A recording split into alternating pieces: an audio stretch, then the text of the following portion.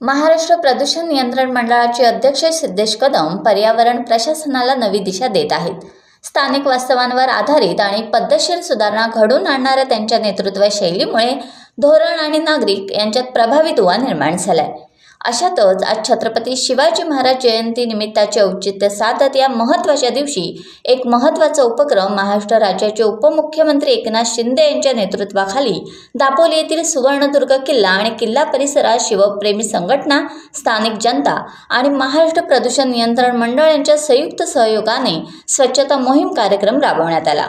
आपल्या सगळ्यांना सर्वप्रथम शिवजयंतीच्या मी मनापासून शुभेच्छा देतो.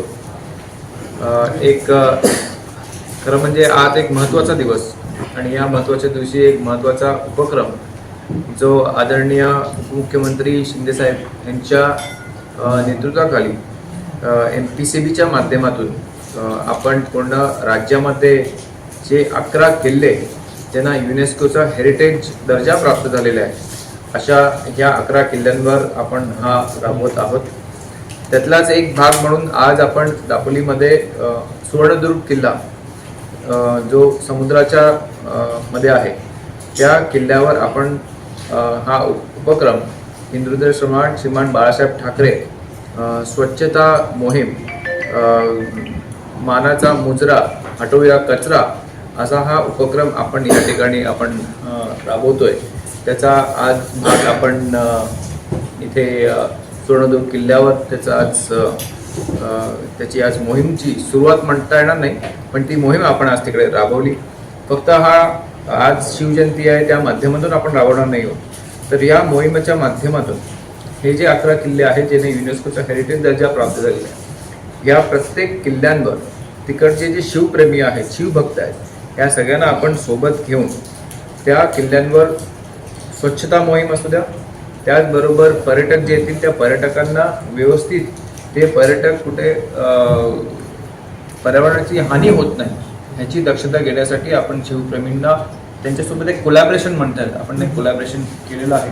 त्याचबरोबर जे पर्यटक येणार आहेत त्या पर्यटकांना आपण मंडळाच्या माध्यमातून प्लास्टिकच्या बॉटल किल्ल्यांवर नाही गेल्या पाहिजे त्याच्यासाठी आपण त्यांना तिकडे स्टीलच्या बॉटल्ससुद्धा देणार आहोत.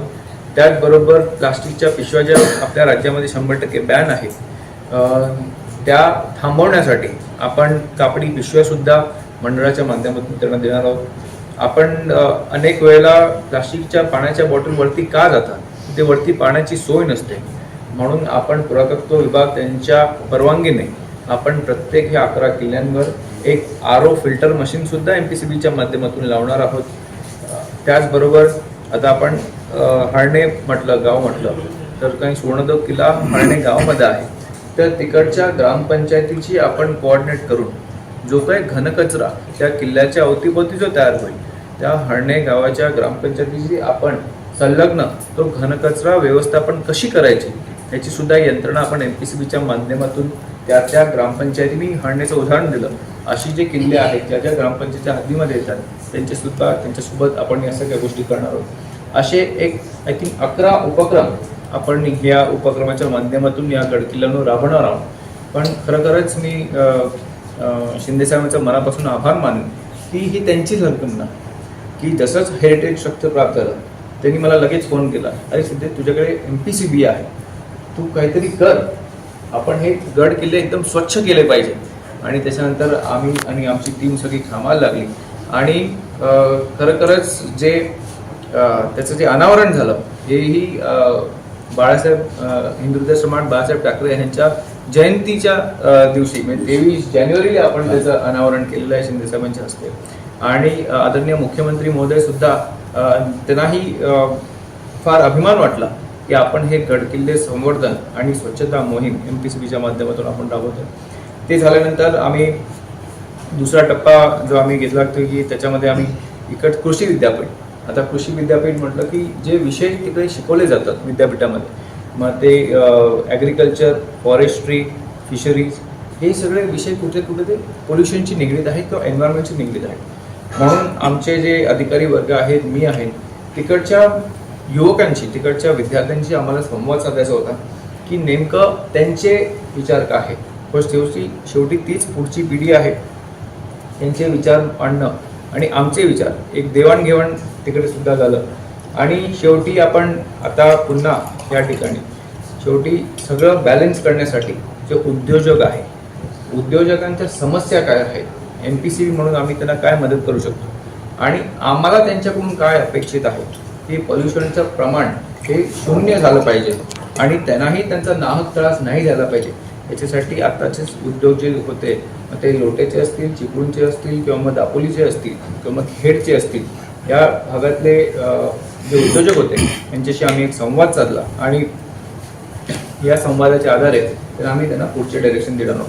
तर एकंदरीत असा हा पूर्ण एक दिवसभराचा हा एक दौरा होता. एक चांगली चालना या जिल्ह्यामध्ये नक्कीच या पूर्ण व्यवस्थेमध्ये आपले पालकमंत्री उदय सामंतजी आहेत तेही करत आहेत. त्याचबरोबर ह्या मतदारसंघातले आमदार माझे भाऊ योगेशजी कदम हेही याच्यामध्ये चांगली चालना त्याच्यामध्ये देत आहेत आणि अनेक उपक्रम त्यांच्या माध्यमातून सुद्धा ते स्थानिक आमदार या माध्यमातून सुद्धा या मतदारसंघामध्ये ते राबवत आहेत. तर मला असं वाटतं की एक चांगला दिवस या ठिकाणी आपण सुरुवात केलेली आहे, ज्या अनुषंगाने पोल्युशन कसं कमी होईल. तर आपले टाइम्स डिजिटलला लाईक करा, शेअर करा, सबस्क्राईब करा आणि बेल आयकॉन दाबायला विसरू नका. Times digital.